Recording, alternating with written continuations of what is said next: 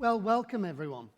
My name's Chris Marshall. I lead IDC's research in AI and analytics across Asia Pacific, and I'm based in Singapore, so I work closely with many of your companies in Thailand, Philippines, Indonesia, etc. And I really want to emphasize one thing today, and it's the core idea of this presentation, the idea of synergy from AI. And that's kind of the guts of what I want to emphasize in my talk, is really the links between AI and cloud and security and how they feed upon each other to make each more important than they would otherwise be. This positive feedback loop is kind of core to actually making successful investments in AI. Everybody talks about AI, right? AI is sort of the darling of the moment, and I think a lot of your companies already made investments particularly in predictive AI, and to an increasing extent, generative AI and interpretive AI. But I would argue the journey has only just begun for many of your organizations. And one of the things you've got to start with is understanding the real differences between different types of AI, right? The focus at the moment tends to be on generative AI, but remember that generative AI is only one of the three major types of AI that companies are deploying at scale in the region. At the moment, we tend to find that predictive and interpretive AI, frankly, are driving most of the spending in AI in the region right now among smaller companies. As companies get bigger, more sophisticated, more mature, they gather more data, and they start to realize the opportunities that generative AI in particular provides them, they're starting to make those investments. But frankly, for the most part, we still see across the region, spending in AI is dominated by predictive and interpretive AI. So keep this in mind when you think about all that we talk about here. Another thing that's a common theme across the marketplace is that the distinctions between predictive, generative, and interpretive AI, even machine learning and data sciences, is starting to blur, it's starting to merge. So you're seeing a lot of use cases that are really combinations of different types of AI. And as we'll see, the more we get involved in particular use cases, which is the cutting edge of where AI adds value to the business, you'll start to see other technologies becoming equally important. And we'll come across two of the most important, cloud and security, moving forward. Now, everybody, as you well know, over the last year or two has really been talking about Gen AI, and people across the world are saying, this is going to change our business. It's interesting, I think, that Asia Pacific has been a little bit slow to the game. It's tended to be a little bit cautious about adopting generative AI for the most part, but they're very optimistic about its future. If we compare, for example, the US or Europe against Asia Pacific, those markets are further along in terms of developing their platforms, particularly data, particularly cloud platforms, particularly security platforms that support AI. They're further along in that journey, and as a result, they are more optimistic about generating business value out of generative AI in the near term. But that's changing a little bit, I would say. And in particular, the traditional industries, particularly of the region here in Asia-Pac and in ASEAN in particular, manufacturing, public sector, healthcare, these industries are starting to adopt generative AI at scale. So, what does it mean to actually adopt generative AI or AI at scale in an enterprise? Well, it's not simply an isolated project. It's really got to be a combination of infrastructure investments, an emphasis on the data that provides, for example, the training materials used for foundation models. It's about AI platforms, the ability to manage models from their initial training requirements all the way through inference and ongoing model management as inevitably they get more data and improve. This is really important because I think people tend to assume that AI is like any other software project. It isn't. AI is fundamentally different from software projects because on day one of deploying AI, you're not going to get the full value out of AI. It takes time for the models to learn. As they gather more data, they become better. As they become better, people use them more. They get more data as a result of that. This idea of synergy should always be in the back of your mind. And I think synergy and economies of scale, which is really what synergy is, should be fundamental to how you think about AI. That's important because It means that AI is a journey. It's not like a piece of code you turn on and it immediately delivers that value. No. You've actually got to systematically develop a capability, and that's going to take time. You're also going to need to actually deploy that capability in the form of particular applications, and you'll need services, you'll need business change to support the deployment of those applications in your particular organization. AI is particularly demanding in terms of the business changes required to support it moving forward. That's why if you're going to be successful with AI, I would argue, you really need to think how it aligns with your digital transformation initiatives. More on that in a moment. It's a journey. AI is a journey. You've got to have some prerequisites, and we can talk about what those prerequisites might be. But I would argue, fundamentally, it's about having the data and the core technology platforms that you're going to run your AI models on. Right? So if you go left to right in this picture, you see that armed with the data, armed with the core technology platforms, you can actually start to make progress with particular use cases. Now, the market has really, for the most part, focused on 3 distinct types of use cases for AI. It's focused on what we call productivity use cases, it's focused on functional use cases, and industry use cases. The easiest of these are productivity use cases. You're already doing many of these, I suspect, as we speak. AI is being used as embedded applications, embedded within applications like your Windows portfolio, Microsoft Office, for instance. And it's being used to make little tasks within those applications a little bit easier. That's great. Nothing wrong with that. Saves you a little bit of time. But the expectation, frankly, is that this is business as usual. It's just a little bit better business as usual. Expect to get real performance improvements and productivity improvements, cost savings, certainly.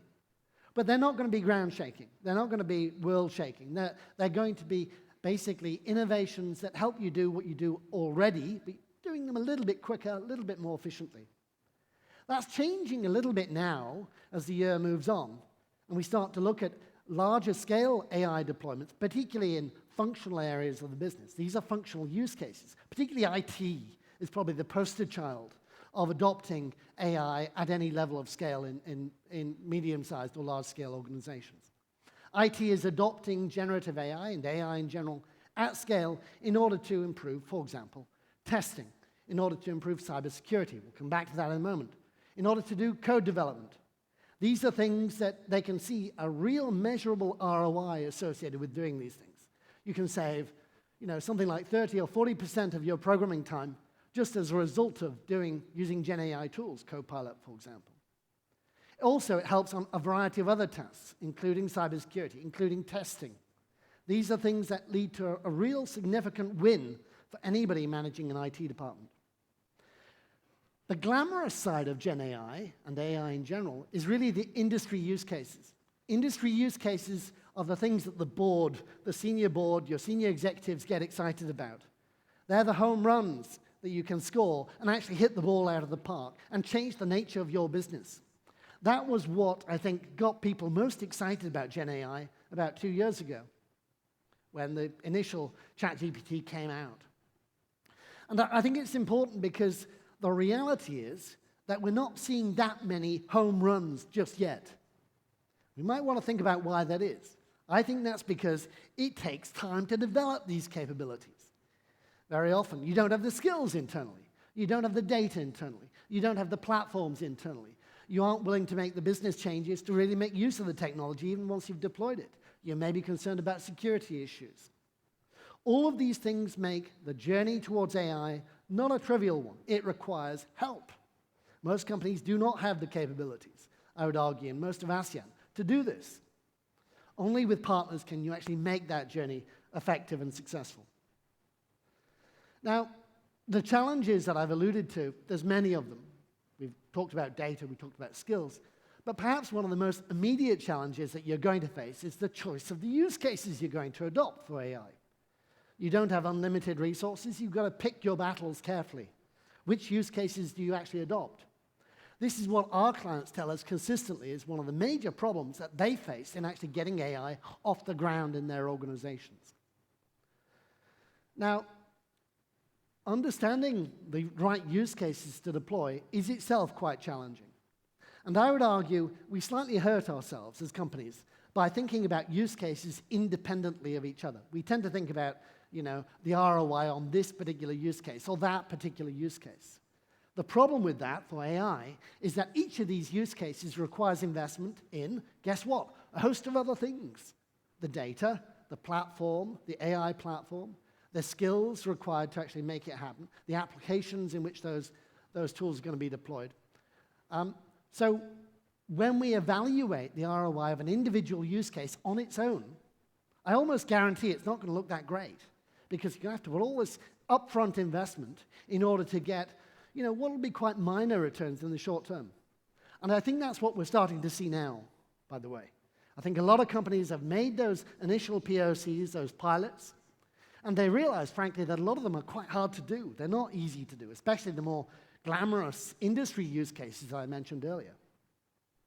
So I would advise that you don't think about use cases independently of each other. Instead, think about a roadmap for use cases. It's a bit like going across a river, right? And across this, you've got to get across this river, and there's a bunch of stones, stepping stones, on the way across the river. Now, if I wanted to make a big jump across the river, I'm not going to succeed. My legs aren't long enough. So instead, I've got to do the nearest stepping stone, the nearest use case that helps me get moving, get closer to my goal. Once I choose that use case, I can choose another one that happens to be quite nearby as well, and slowly move towards my end goal, which is to cross the river. In the same way, identifying portfolios of use cases is the way forward to make AI successful in your enterprise. And of course, it's a bit more complicated than that, because very often use cases, obviously, they lead to additional investments in infrastructure and skills, what have you, and that supports other use cases down the line. But also, you'll tend to see that some projects are relatively minor, and maybe the returns aren't that great associated with them, particularly in functional use cases, for example. But they are requirements, and they're very helpful to do nonetheless, simply because they help build that momentum, build those skills, build that underlying core infrastructure, build that capability to support you moving forward. So think hard about your roadmap for AI use cases. And here on the screen, I've just got an example of a typical sort of roadmap that companies think about when they think about moving towards getting the right AI use cases in their organization. As I said, if you're going to make this work, you've really got to think about it as an extension of digital transformation. I know digital transformation is just slightly, if I said this in Australia or in the UK or the US, they'd roll their eyes a little bit. They'd say, digital transformation, been there, got the T-shirt, we don't need to do that anymore. But I would argue that digital transformation is as important as ever. We might not call it that, but guess what? AI is just part of that digital transformation story and that journey that you're all going on, whether you like it or not. Most of the challenges and the improvement areas that we've identified across the board really highlight the need to think about AI in the context of digital transformation. What does that mean? Well, that means, for one thing, that this is not a pure technology initiative. It's a business initiative. You've got to have business people involved in deciding, well, this is the right use case, or this is the right roadmap we're going to adopt. You've got to make sure the C-suite is involved in every aspect of the AI journey. It is not purely an IT problem. It's an enterprise problem, right? So choosing the right use cases. Why are you doing them? Why are you doing these use cases? It's got to lead to some business value. And the typical business value that people are focusing on right now, as I mentioned, is productivity. They want to make sure their existing employees do more with less, or they do it faster. Right? Then you can start to think about perhaps some of the more longer-term, more strategic opportunities like business innovation or improving time to market. These are important, no doubt, but they're also harder to achieve. So prioritize carefully which use cases lead to the business values you care about. So that's the AI part of this story. But I now want to talk about how it feeds into the other two aspects of the synergy that we've identified today. Cloud computing, first of all. AI needs to be deployed. And for the most part, you've got a fairly simple set of choices. You could either go with public cloud. It's one possibility in many markets. You might want to go with private cloud. You might want to go on your internal data centers. You might want to go on the edge. These are your choices that you face. And the decision to go with one particular platform or another really depends on the nature of the workload that you face. And AI is actually a bit funny because it changes quite dramatically the nature of the workloads that IT has to face. We're already seeing that something like half of IT budgets are being devoted to AI workloads. And again, it's hard to measure these things, but I think that trend is probably quite inevitable.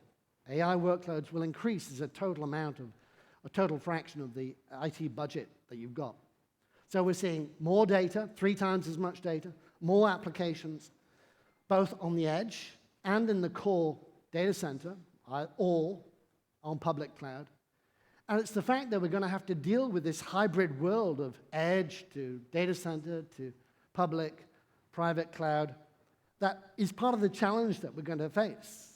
And the ability to manage those different workloads in almost real time across these different, disparate, challenging environments is actually a real problem to companies right now. So, for example, our clients tell us that Gen AI creates a number of different challenges for them, whether it's simply the amount of data that's being moved around. Remember that AI models aren't static. They always require care and attention, right? It's not I can deploy this AI model and walk away from it. No, it doesn't work like that. You continuously have to adapt, retrain the model, redeploy the model. There's care and feeding of the models that is beyond traditional software development for the most part. IT ops in that sort of world becomes really important because I've got to make sure that I've got the capability of moving applications around, scaling them up sometimes, scaling them down sometimes. So scale and cloud become really important parts of deploying AI at scale. Whenever you're moving stuff around, security is always an even bigger issue, whether it's in ASEAN, for example, where we talk about data privacy rules, which frankly tend to encourage people to keep everything on-prem, or you've got more latitude, yeah? In which case you've got the challenge of making sure that I'm using my cloud, public and private cloud resources optimally as possible. What we see the market is doing right now is really at the moment at the shared public cloud stage. And I think that's a temporary phenomenon. We're starting to see that slowly diminish or decrease in terms of the total deployment for AI. And more private cloud is taking over a little bit of the opportunities that were initially, at least, only found in the AWSs and the Googles and Microsofts, for example. What's interesting, though, and I think the dark horse in this story, is the edge IT piece. More and more, particularly for inference, AI models will be deployed at the edge. So they'll be using fairly conventional CPU technology rather than anything fancy, TPUs or accelerated AI processors, GPUs. And instead, the edge piece of the story will become more important. Again, think about what happens in that case. First of all, you need flexibility and able to deploy applications quickly from one environment to another. But also, it has major implications for security, as we'll see in a moment. So if I had to summarize, expect that your AI deployments, your AI workloads, are going to require, inevitably, a hybrid mix of cloud, edge, centralized, decentralized, compute and storage resources. And you'll always be optimally sort of managing these over time. Now, that's actually quite difficult. Maybe many of you that are working on AI already are focusing on fairly small footprint models, and that's probably a good thing to do. But as you scale, and remember, AI is about economies of scale. It's about scaling up. As you scale, you're going to have to think more about using this hybrid portfolio of deployment options to your best possible advantage. Another challenge that you will face, and I almost guarantee it, is that you'll struggle with the skills required to support these hybrid options across a host of different deployment venues, if you will. So skills will become a real challenge for you. Yeah? Now, when we turn to security, it's a somewhat similar story, I think. AI really changes the nature of security, but it also changes the opportunities that security can use to actually manage the threat posture that they face. AI creates new security risks, whether it's fairly straightforward ones, frankly, like the possibility of biases in your AI models, predictive models especially, or perhaps the possibility of data leakage because you're using public source models that naively you sort of give internal data to, and therefore those public source models actually use them as part of their training sets. Or maybe it's about the actual underlying trustworthiness of the outputs that these models produce. This is a real risk, by the way.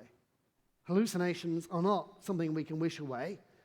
You have to usually manage those solutions, and usually they do that by essentially using, for example, smaller language models, which are customized for your particular environment, your particular set of data, fine-tuning open source models to, again, using your local data, or maybe using guardrails to ring-fence certain potential options and make sure that you're only using the power of generative AI in the ways that you want it to be seen to be used by the market itself. But also these sort of technologies are starting to open up real new security threats. I think here of, for example, the ability of people to use prompt engineering to perhaps re-engineer the use of the model and figure out what sort of training data was used in coming up with that output. Another key issue, I think, and we've seen this quite recently with Canadian Airlines in North America, where you're on the hook for the offers that are generated by these models, especially if they're facing clients, right? So you can't just walk away from an offer that your Gen AI tool makes to your customers. You're bound by it in many cases, right? Data privacy and data security are part of this story. But it's a little more complicated than that, because as well as new security risks being generated by AI, I would argue that it's fueling a new set of potential threats in different parts of the region.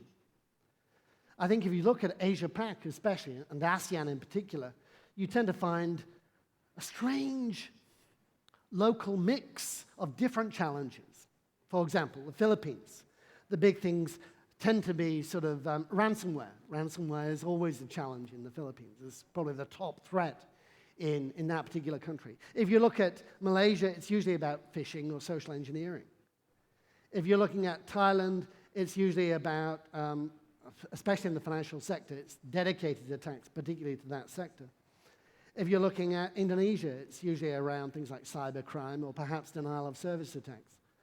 These kind of unique different challenges that each country faces are important because this is a dynamic world, right? It's a dynamic world, and especially in cybersecurity, because ultimately your success is not about doing everything at an absolute level better than everyone else. Your job is to do better than the people behind you. Be blunt. You've got to make yourself less attractive as a potential target to your peers. So in that sense, it's always a continuing battle, an arms race, if you will, to make sure you can do better than the average. It's changing, clearly, the security priorities across Asia-Pacific. People are emphasizing the obvious, for example, threat detection. That's kind of a priority for most organizations in the region. But they're also trying to encourage the use of AI, for example, to support better security management practices, for example, patching or access control. AI can have a role in supporting and facilitating many of the grunt tasks, if you like, that security professionals have to do on a daily basis. It's also, I would argue, going to be increasingly helpful on the cloud side, because a lot of the threat vectors are coming because of the disconnects between different hybrid platforms. And the ability to cover those disconnects is a way that AI ops especially starts to have a big role to play moving forward. When I talk about how AI is changing the life of the average security professional, you can think of it in terms of the following sort of use cases and sort of describe them a little bit heuristically here. And it varies from really quite boring stuff, automating stuff that they have to do anyway, things like access control, patching, changing access, all the sort of boring things that security professionals do on a daily basis, all the way to much more exciting, much more interesting things where you have to summarize threat attacks or you have to run playbooks, or perhaps actually design new playbooks for new potential threats. This range of activities that the average security professional does is part of the challenge in actually hiring these people in your organizations. So one of the common themes, I think, of AI is that AI is going to really support your existing security team to make sure that they can come up to speed quickly and do what they have to do with the minimal amount of effort, because they'll never have enough time to do what they have to do. So your job as security professionals, for example, in your organizations, is to make sure you optimize the use of your resources as much as possible to get the most value out of your teams. We see consistently AI and security gaps, skills gaps, are the biggest single issue that a lot of our companies face in Asia-Pac. AI is difficult, first point, from a skills perspective. Security is difficult from a skills perspective. But when you combine the two, you've got a double whammy. You really are constrained because there just isn't that much skills out there. So I really recommend that you work with partners like Sangfor to think about how do you build up those skills required to basically not just be successful, but even to be functional in the world that we now face. Remember, many of these capabilities are not ways to differentiate yourselves. Many of them are what I consider to be hygiene factors. They're just things you have to do if you want to stay in business. It's not a nice to do, it's a requirement. Yeah? So, there's many other skills gaps that we can talk about, but I think what is important is to realize that AI has fundamentally changed the security ecosystem that we all face, and really created a host of new threats, but also new opportunities to deal with those threats. At the same time, it's highlighted the need for skills to understand both the AI and the security side and bring them together in a common platform across your organizations. So, talked about AI a little bit and where that's going. I've talked about cloud a little bit and how it's needed to support AI moving forward. I've also finally talked about security and the realization that with AI comes new threats and new opportunities to support AI. What you see are two feedback loops that make AI more important than ever, but also that make it more important than ever in the context of cloud and security. And it makes you realize that you can't think of these three technologies independently of each other. They're connected. With that, I hope you enjoyed the rest of the day, and I hope you've enjoyed my session. Thank you so much.